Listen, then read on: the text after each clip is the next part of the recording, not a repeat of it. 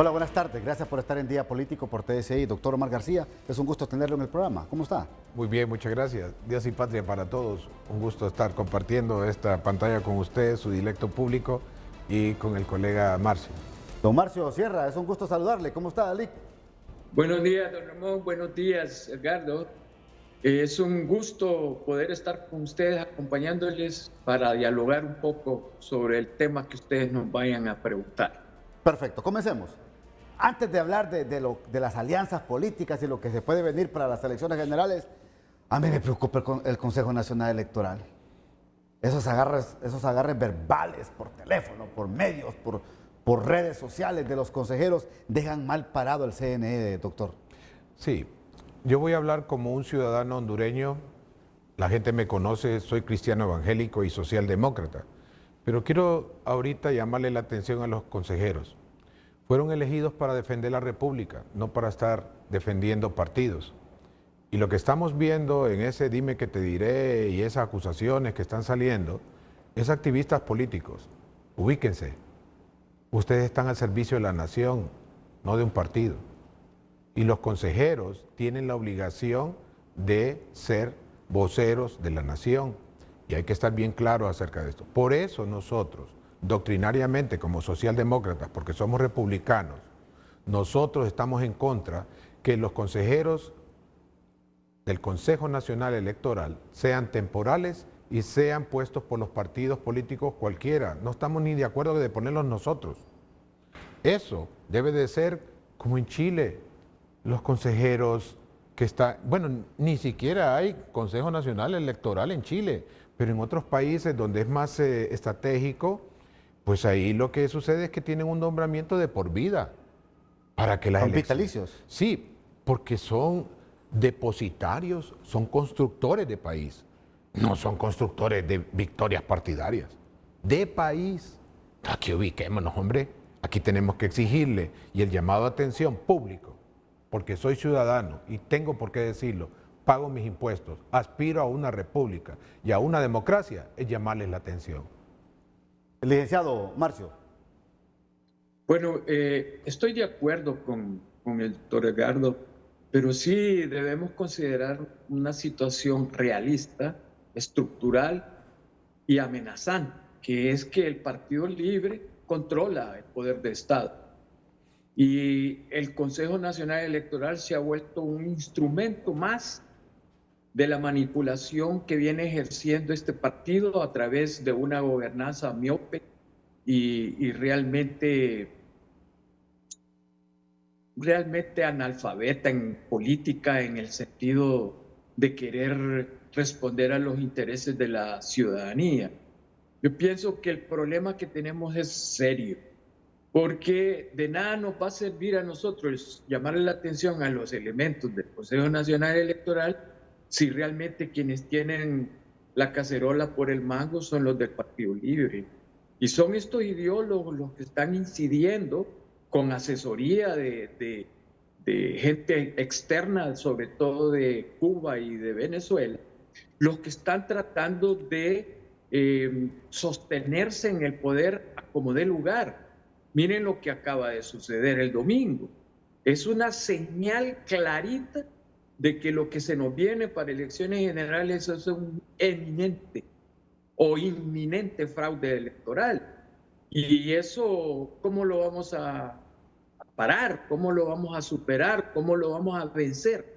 Entonces, yo considero que, de acuerdo con el doctor lo que ha dicho, más que llamarle la atención a los elementos del Consejo, hay que buscar una salida que nos permita que la manipulación que está ejerciendo el Partido Libre sobre el poder electoral, sobre este Consejo, sea, pues para mí, eliminado, que eso es lo que necesitamos. Porque así como están las cosas, la situación es grave. La situación es grave y la señal se dio este domingo, sí, que por irregularidades logísticas manipuladas por el Partido Libre, tuvimos lo que tuvimos. Bueno, entonces, ¿qué futuro podemos tener con el Consejo Nacional Electoral? Con estos tres actuales consejeros, ¿se tienen que poner de acuerdo sí o no? Porque mire, esto del domingo, que ellos nunca supieron quién dio la orden para la movilización de maletas en transportes urbanos, me preocupa porque irrespetaron entonces la investidura como consejeros. Es que la cuestión es esta, ¿no? Esto es logística. Cuando usted empieza a ver el centro de comando militar, se lo explico al público, era una sala grande, un poco más grande que esta.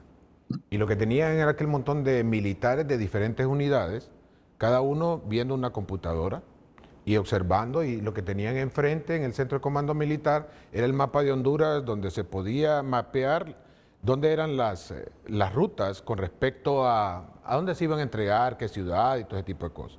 Y viene usted y establece que el desorden se da en los polos donde hay mayor votación, como es en Valle de Sula y también el Distrito Central. Entonces, aquí lo que tenemos que hacer es, eso es un delito. Se conspiró contra la forma de gobierno democrática al obstaculizar precisamente las elecciones de quien venga. Y eso debe ser investigado por el Ministerio Público y debe ser sancionado de acuerdo a lo que dice la ley. Aquí lo que tenemos que estar claros es que si esto se queda Martín Callado, como dicen por ahí, simplemente lo que le va a dar fuerzas es a quienes hicieron eso a volver a conspirar. Hubieron varias cosas. Mire, a mí me ha tocado estar en estas cuestiones de las elecciones y yo recuerdo una vez que en esos comandos solo iban, son unos camiones militares, ¿verdad? Entonces iban con un montón de cajas y ahí solo van 3 o 4 personas, solo 3 o 4 personas. Y una vez en el centro de votación, que a mí me tocaba atender como veedor ciudadano, pues noté que aquella fila de carros y el comando quedó lejos, no pudo llegar a tiempo. Y entonces yo fui a ver por qué no han venido y estaban estacionados allá y me dice el militar, mire, me dice, qué montón de cajas. Se supone que los partidos políticos en sus internas tienen que tener voluntarios para llevarlo. Claro. Me fui, me desplacé al centro de votación, que no soy de los partidos, y les dije, señores, allá están las cajas, tienen que ir a traerlas. Tienen que ir a traerlas porque si no, no va a arrancar esto. Y allá, como son popos, y fue bien bonito, fíjese, los del Libre, los liberales y nacionalistas, cada uno cargando la caja respectiva de su partido. Y los pusieron ahí al centro, frente a todos los que estábamos ahí, y se miraba todo en orden, se empezó a ver el chequeo y todo ese tipo de cosas. ¿Qué quiero decir con este ejemplo? Que creo que lo que falló fue precisamente la contraparte de los que están en los partidos políticos. Bien puede ser Libre, bien puede ser Nacional y Liberal, porque a ellos les tocaba la cargada de eso. Y también que no debieron de haberse utilizado ese transporte como el que se vio. Obviamente las imágenes son claras y yo creo, y sigo insistiendo, miren, el malvado cada vez que hace algo y no le sale bien, tiene como estimulante que si no le hacen, no lo castigan, lo va a volver a hacer. Por eso es que debemos de estar pendientes estos 15 días en qué va a terminar esto. Ok, ahora, ¿qué debe pasar con este actual pleno de consejeros del CNE, don Marcio?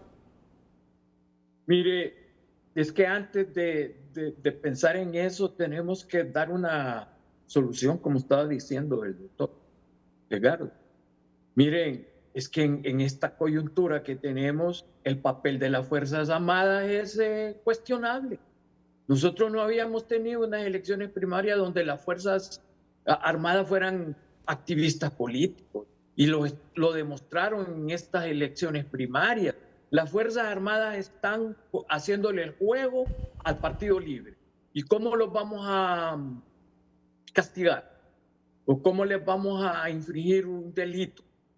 Porque ellos son responsables de lo que sucedió en esta cuestión en complicidad con el Partido Libre y con la manipulación que ejercieron en el Consejo Nacional Electoral. Allí se pudo ver las señales, la misma Cosette, la señora Cosette, que es la presidenta de esto, aclaró en conferencia pública los actores principales de este nefasto, de esta nefasta irregularidad logística que se produjo, que es intencionada. Entonces, ¿cómo vamos a nosotros a declarar un delito a las Fuerzas Armadas si son las que tienen las armas y tienen el poder para poder reprimir cualquier acción de esa naturaleza? Entonces a mí eso es lo que me preocupa, que las Fuerzas Armadas cometieron un delito y hay que ver cómo se soluciona esa situación. Pausa, ya regreso en Día Político por TSI. Hay varios temas que abordar con mis invitados. Doctor Omar García, ¿funcionó la TREP? ¿Funcionó el sistema biométrico con la expectativa que se nos vendió a los hondureños? Bueno, previo, a los soldados de mi patria, el servicio militar implica morir por la patria y defender la democracia, muriendo en ello, es cumplir el juramento. Solo eso quiero decirles.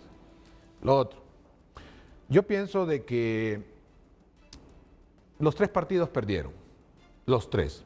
En primer lugar, van a sacar menos que las elecciones del 2021.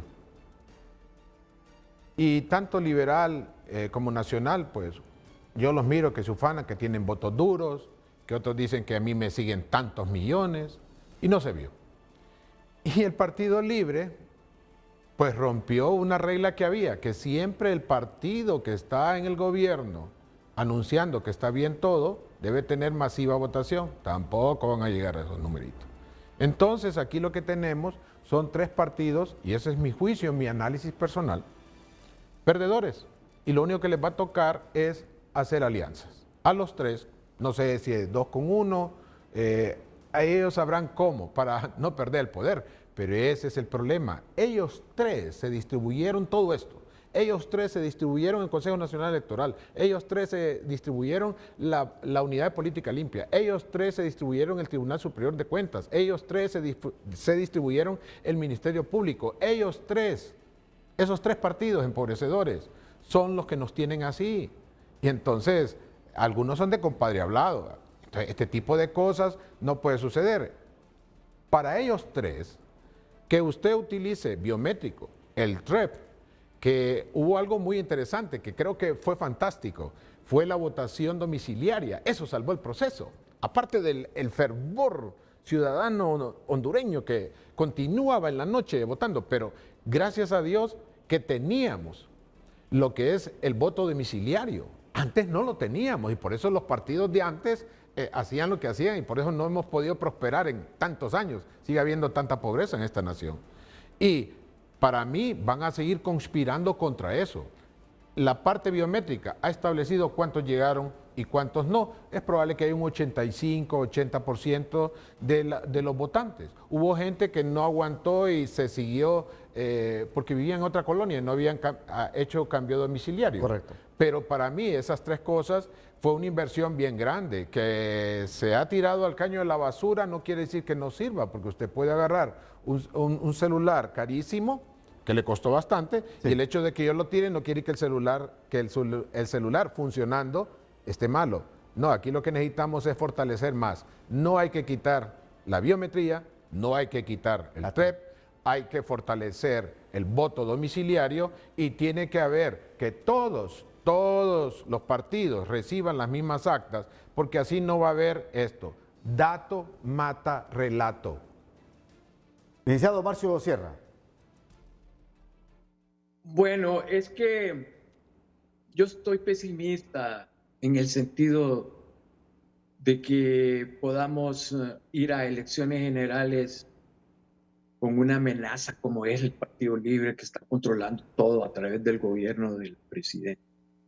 Es que el problema que tenemos aquí es tan grave que implica una actitud deshonesta, amoral, infame, que están cometiendo contra la ciudadanía, que realmente fue el héroe de las elecciones primarias, fue la ciudadanía que se plantó para votar. Eso es lo que salió como principal señal en estas elecciones primarias. La ciudadanía ya no quiere que se le haga lo que le están haciendo. Pero ¿y cómo? ¿Cómo hacemos para que esto no se realice si tenemos a las Fuerzas Armadas militando con el Partido Libre? Tenemos al Partido Libre controlando el poder de Estado y tenemos una oposición que realmente no muestra dignidad opositora. Están fraccionados. Entonces lo que se viene y es inminente es un imperativo categórico, como decía alguien antes, es la alianza. Pero aún al ver las condiciones de la alianza, hay preocupación porque hay votos duros y hay posturas ortodoxas en ambos partidos. El triunfo en las elecciones generales es lo que decía don Edgar, es prever que todos los instrumentos que se tienen para dar una votación honesta cumplan. Pero el problema es que todo eso está amenazado por un partido socialista radical que no respeta la ley. Es que ese es el problema que estamos enfrentando, que no se está respetando la ley y los militares tampoco, porque los militares le están haciendo el juego al Partido Libre y eso es anticonstitucional y debería de declararse como delito. Hay que poner orden en ese sentido. La ciudadanía lo acaba de demostrar. De lo contrario, yo veo bien difícil que se pueda lograr unas elecciones honestas. Y obviamente, al verse una situación de esa naturaleza, lo que nos puede venir es una asamblea constituyente. Pero yo también, yo quiero aportar, sí es cierto lo que hay, fue un día triste para todos los que somos demócratas, para mí fue triste, después experimenté tristeza, después, ¿qué pasó aquí? Después me sentí indignado. Después, cuando miré las familias, unas llevándose a otras que iban, volvían, yo dije, ¿y esto? Después empecé a tener esperanza. Y yo tuve esperanza nacional con lo que pasó el domingo. Creo que podemos, en esa fuerza, poder hacer las cosas. Con todo respeto, ¿verdad? Las opiniones acá del doctor Sierra, una persona que yo respeto mucho, pero no le estoy de acuerdo en lo que acaba de decir, porque sé que lo hace de sentimiento, pero aquí yo lo que quiero es aprobar también y apoyar parte de lo que dice. Sí es cierto de que se están dando una conjugación de como que la sartén la tienen por el mango ellos, pero no caigamos en el error de la oposición en los tiempos de Chávez. Por eso es que quedó Chávez, porque todo lo que podía detenerlo, simplemente dijeron, no, si es que ellos ya controlan todo y qué vamos a hacer, para qué vamos a ir a votaciones, ya se sabe. Y no. Y ahora la gente, no solamente en Venezuela, lo está gritando también en Nicaragua, lo está gritando en Cuba, lo está gritando en otros países que han tenido ciertamente una situación de que la democracia lo único que le dio paso fue a la autocracia. Esa es la enseñanza que tenemos. Pero eso sucede, sí, solo sí, se va con una situación de que ni modo, vamos pues, pero vamos a perder. Ese tipo de comportamiento fue lo que tiene esclavizado a Venezuela. Y a mí me preguntan, ¿qué pasó en Venezuela? Fue eso. ¿Qué pasó con el Partido Social Cristiano? ¿Qué pasó con la democracia cristiana? Que tenían una alternabilidad, así como acá el Partido Liberal y Nacional, y que se ayudan a pagar la cuota política y no hacían política de desarrollo. Pues bueno, vino este señor, comprendió en qué momento estaba y se utilizó, pero lo que me sorprende es la respuesta de los líderes del momento que decidieron no va a haber ninguna oposición, vámonos a esto. No, vayamos con las reglas democráticas, exijamos democracia, creíble y funcional, creíble que quede la persona que más votos recibió y funcional que disminuyan los pobres. Ese es lo único que puede salvar la democracia. Ok, me tengo que ir a la segunda pausa y yo regreso en Día Político por TSI. Bueno, otra pregunta acá en el programa. Alianzas políticas, ¿cómo las visualizan para elecciones generales? Licenciado Sierra. Bueno, está a la vista que si no hacemos una alianza democrática, no le ganamos al Libre. No le ganamos en el sentido que ellos puedan tener más votación. No le ganamos porque ellos van a controlar el fraude. Ellos van a imponer un fraude. Entonces, mire, hablar de alianza estratégica opositora en este momento significa comprender y tener sensatez para interpretar o discernir esas señales. ¿Y cuáles son? Para mí son tres. Una, la ciudadanía no quiere más dictadura o tiranía como la que se ha establecido. 2, si no se unen los opositores democráticos, no la ganamos.